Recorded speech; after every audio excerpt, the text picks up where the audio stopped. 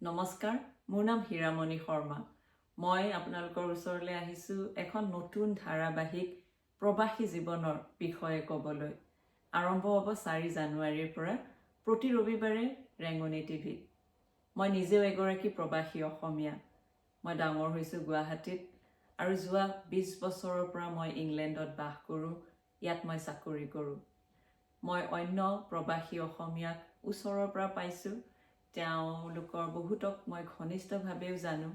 তেওঁলোকৰ মই সুখ, দুখ, আশা, নিৰাশা এই সকলোবোৰ দেখিছোঁ।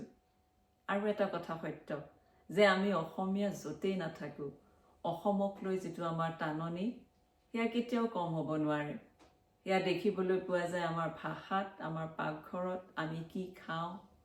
এই সকলোবোৰ কথা লৈ প্ৰবাসী জীৱনৰ বাস্তৱ কাহিনীৰ ভিত্তিত এই যিখন নতুন ধাৰাবাহিক প্ৰবাসী জীৱন আৰম্ভ হ'ব 4 জানুৱাৰীত প্ৰতি ৰবিবাৰে ৰেঙনি টিভিত দেখিবলৈ পাব 5:30 বজাত আৰু ৰাতি 10 বজাত। আৰু লগতে ৰেঙনি টিভিৰ ইউটিউব চেনেলতো এই খণ্ডবোৰ দেখা পোৱা যাব। চাবলৈ নাপাহৰিব। ধন্যবাদ।